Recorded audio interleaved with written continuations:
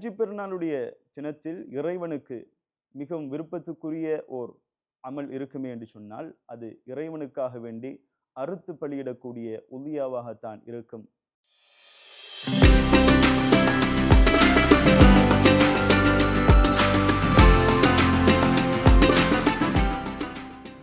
பிஸ்மில்லாஹிர் ரஹ்மானிர் ரஹீம்.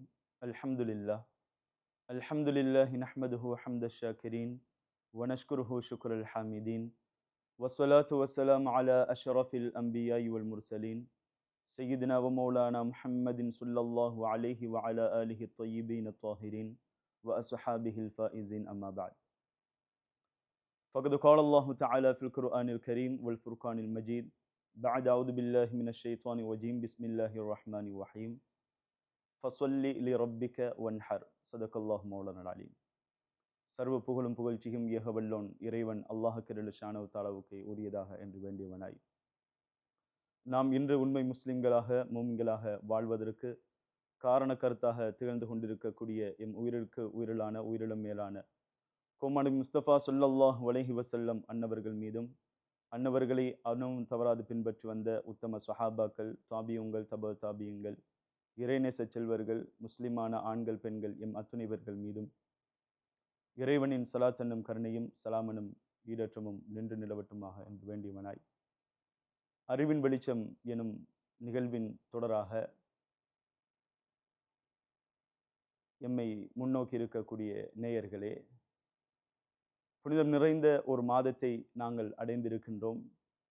இந்த மாதத்தில் இறைவன் அல்லாஹ் ஷானஹு தஆலா பல்வேறுபட்ட விடயங்களை மனிதர்களாகிய முஸ்லிம்களாகிய எங்கள் மீது கடமையாக்கி வைத்திருக்கின்றான். அவ்வாறு இறைவனால் நாயகம் ஸல்லல்லாஹு அலைஹி வஸல்லம் அன்னவர்களின் மூலமாக எங்கள் மீது சுன்னத்தாக்கப்பட்ட ஒரு சுன்னத்து முஅக்கதா என்கின்ற தரத்தில் பார்க்கப்படக்கூடிய ஒரு விடயம்தான் உலுஹியா என்று சொல்லப்படக்கூடிய அமல். இந்த உலுஹியா என்று சொல்லப்படக்கூடிய அமலினை இறைவன் அல்லாஹ் ஷானஹு தஆலா அல் குர்ஆனின் மூலமாகவும் நாயகம் ஸல்லல்லாஹு அலைஹி வஸல்லம் அன்னவர்களுடைய ஹதீஸின் வாயிலாகவும் பல்வேறு இடங்களில் எங்களுக்கு வலியுறுத்தி கூறப்பட்டுள்ளது. அந்த ரீதியில் உலுஹியாவினை பற்றி கோமானி முஸ்தபா ஸல்லல்லாஹு அலைஹி வஸல்லம் அன்னவர்கள் சொல்லும் பொழுது சொல்லி காட்டுகின்றார்கள், பெருநாளுடைய தினத்தில், ஹஜ்ஜி பெருநாளுடைய தினத்தில் இறைவனுக்கு மிகவும் விருப்பத்துக்குரிய ஓர் அமல் இருக்குமே என்று சொன்னால் அது இறைவனுக்காக வேண்டி அறுத்து பலியிடக்கூடிய உதியாவாகத்தான் இருக்கும். அந்த உலுஹியாவினுடைய அறுக்கப்படக்கூடிய அந்த மிருகத்தின் இரத்தம் பூமியில் விழுவதற்கு முன்பதாக அந்த உலுஹியாவினை கொடுத்த மனிதனுடைய பாவங்களை எல்லாம் இறைவன் மன்னிப்பதாக நாயகம் ஸல்லல்லாஹு அலைஹி வஸல்லம் அன்னவர்களுடைய ஹதீஸின் வாயிலாக நாங்கள் காணக்கூடியதாக இருக்கின்றது. அதே போன்று சஹாபாக்கள் நாயகம் ஸல்லல்லாஹு அலைஹி வஸல்லம் அன்னவரிடத்தில் கேட்கின்ற சந்தர்ப்பத்தில், யா ரசூலல்லாஹ், உலுஹியா என்று சொன்னால் என்ன? உலுஹியா என்று சொன்னால் என்ன நாயகமே யா ரசூலல்லாஹ் என்பதாக கேட்கப்படுகின்றது. அதற்கு ஸல்லல்லாஹு அலைஹி வஸல்லம் அன்னவர்கள் பதில் அளிக்கின்றார்கள், அது சுன்னத்து அபீக்கும் இப்ராஹிம் அலைஹிஸ்ஸலாத்து வஸ்ஸலாம், உங்களது தந்தையான நபியினா இப்ராஹிம் அலைஹிஸ்ஸலாத்து வஸ்ஸலாம் அன்னவர்களுடைய சுன்னா.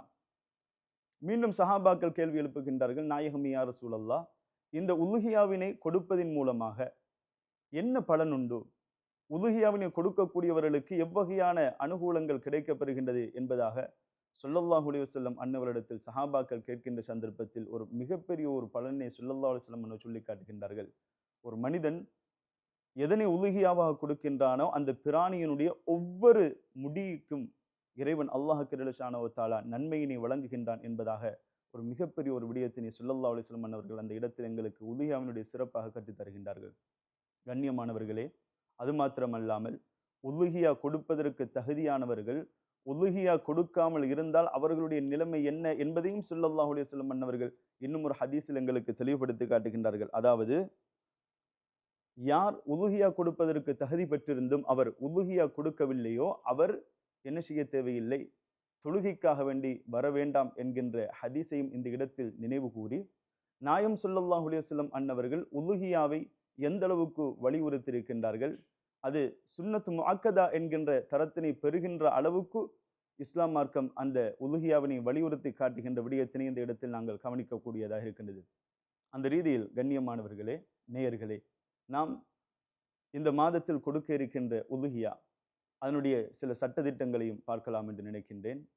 யார் குர்பானி கொடுப்பதற்கு தயாராகின்றார்களோ எமது மார்க்கத்தில் சொல்லித்தரப்பட்ட 3 பிராணிகள் அன்ஆம் என்று சொல்லப்படக்கூடிய அன்ஆம் என்பதாக அல் குர்ஆனில் எங்களுக்கு கோடிட்டு காட்டப்பட்டிருக்கின்றது. அதாவது பிராணிகள் ஆடு, மாடு, ஒட்டகம் என்கின்ற இந்த 3 பிராணிகளை மாத்திரம்தான் உதுஹியா கொடுக்க முடியும்.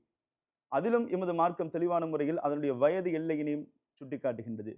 ஒட்டகம், ஒரு மனிதன் ஒட்டகத்தினை உதுஹியாவாக கொடுப்பதற்கு அவர் தயாராகி விடுவார் என்று சொன்னால் அந்த ஒட்டகம் 5 வயதினை பூர்த்தி செய்ததாக இருக்க வேண்டும். 5 வயது நிரம்பியதாக அந்த ஒட்டகம் காணப்பட வேண்டும்.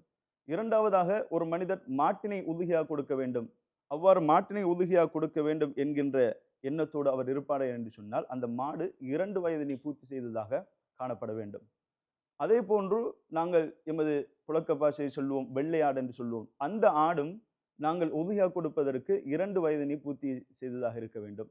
அதே ஒரு மனிதன் செம்மறி ஆட்டினை உதுஹியாவை கொடுப்பதற்கு அவர் நினைத்து விடுவார் என்று சொன்னால், உதுஹியா கொடுப்பதற்கு தயாரானால் அந்த செம்மறி ஆடு 1 வயதினை பூர்த்தி செய்ததாக அல்லது முன்பற்கள் விழுந்ததாக அந்த செம்மறி ஆடு ஆகியிருக்க வேண்டும். அவ்வாறு இருந்தால்தான், இவ்வாறான மேலே கூறப்பட்ட இந்த வயது எல்லையினை அடைந்தால்தான் அந்த பிராணிகளை நாங்கள் உதுஹியா கொடுக்க முடியும். இதைவிட வயது குறைந்த பிராணிகளை உதுஹியா கொடுப்பதற்கு எமது மார்க்கம் தடை செய்திருக்கின்றது.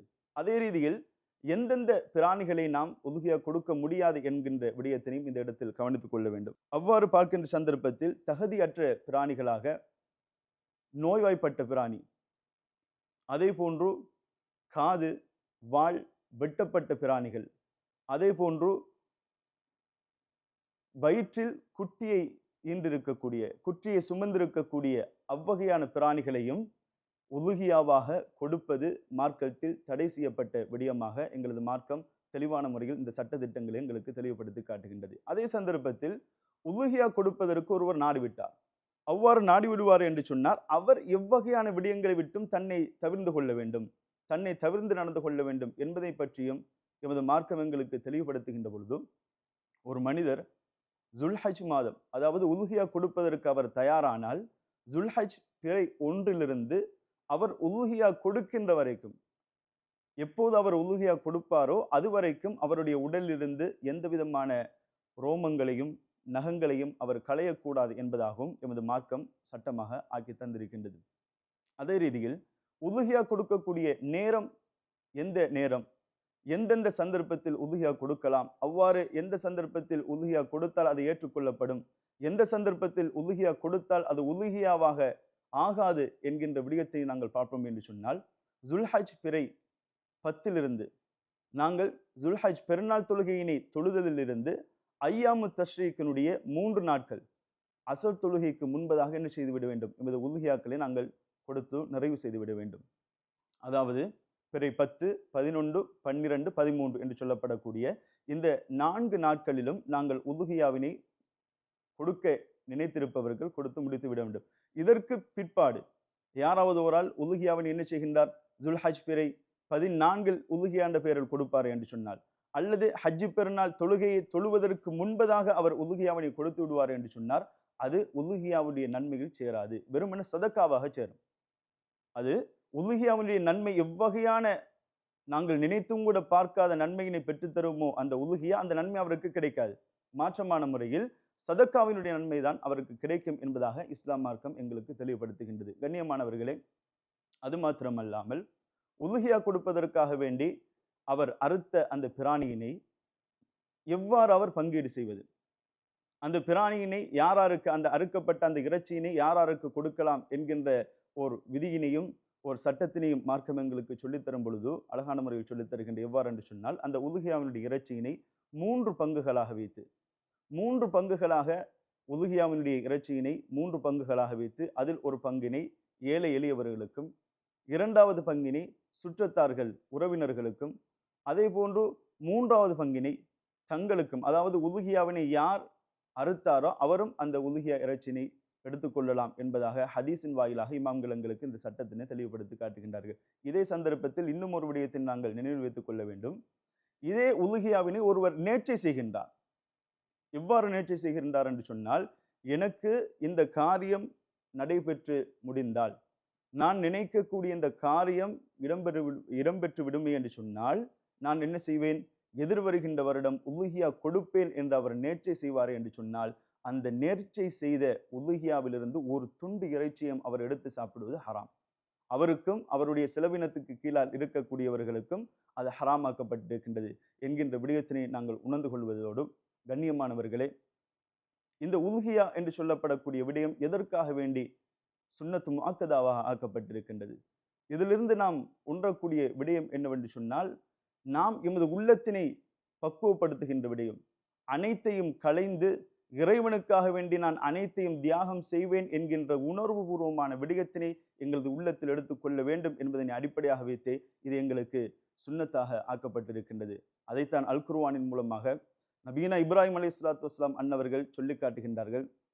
தனது மகனிடத்தில், ஓ மகனே, உங்களை அறுப்பதாக, உங்களை அறுத்து பலியிடுமாறு இறைவன் எனக்கு கட்டளை பிறப்பித்திருக்கின்றான் என்று சொன்னவுடன் அதற்கு நபீனா இஸ்மாயில் அலைஹிஸ்ஸலாத்து வஸ்ஸலாம் அன்னவர்களுடைய பதில் எவ்வாறு இருந்தது? யா அபதி இஃப்அல் மா துஅமர், எனது தந்தையே, நீங்கள் ஏவப்பட்டதை போன்று நீங்கள் செய்து கொள்ளுங்கள். இறைவன் உங்களுக்கு எவ்வாறு ஏவினானோ அதே போன்று நீங்கள் செய்யுங்கள், நடந்து கொள்ளுங்கள் என்கின்ற விடயத்தினை மூலம் நாங்கள் உணரக்கூடிய விடயம் என்னவென்று சொன்னால், ஒரு ஷேகுக்கு முரீதின்கள் எவ்வாறு கட்டுப்பட்டு நடக்க வேண்டும். இந்த உலுகியாவின் மூலம் பல்வேறுபட்ட விடயங்களை நாங்கள் எங்களது ஆத்மீக வாழ்வியலில் எடுத்து நடப்பதற்கு ஒரு வழிகாட்டியாக அந்த உலுகியா அமைந்திருக்கின்றது. அதில் ஒன்றுதான், கட்டளைக்கு மாறு செய்யாமல், இறைவனுடைய கட்டளை, தந்தையினுடைய அந்த வேண்டுதல், அதற்கு எந்த விதமான மறுப்பும் தெரிவிக்காமல் உயிரை கூட துச்சமாக மதித்து நபீனா இஸ்மாயில் அலைஹிஸ்ஸலாத்து வஸ்ஸலாம் அன்னவர்கள் அந்த இடத்தில் தங்களது விருப்பத்தினை தெரிவித்தார்கள். இதே போன்றுதான் ஒரு நபர், தரீக்கத்தின் வழியில் செல்லக்கூடிய ஒரு நபர், முரீதாக இருக்கக்கூடிய ஒரு நபர், தங்களுடைய ஷேகுக்கு கட்டுப்பட்டு நடக்கக்கூடிய விடயத்தில் எவ்வாறு தன்னை அவர் புடம் போட்டுக் கொள்ள வேண்டும் என்கின்ற விடயத்தினையும் இந்த உலுகியா என்று சொல்லப்படக்கூடிய விடயம் எங்களுக்கு தெளிவான முறையில் தெளிவுபடுத்தி தருகின்றது என்கின்ற விடயத்தினை நினைவில் வைத்தவர்களாக எங்களையும் இறைவன் அல்லாஹ் சுப்ஹானஹு வ தஆலா மேன்மை மிகுந்த இந்த உலுகியாவினுடைய அமலை செய்து அதன் மூலம் கிடைக்கின்ற நற்பணங்களையும் பெற்றுக்கொள்வதற்குரிய தௌஃபீக்கினை எங்களுக்கும் தந்தருள்வானாக. வ ஆகிரு தவானா அனில் ஹம்துலில்லாஹி ரப்பில் ஆலமீன். வஸ்ஸலாமு அலைக்கும் வரஹ்மத்துல்லாஹி தஆலா வபரகாத்துஹு.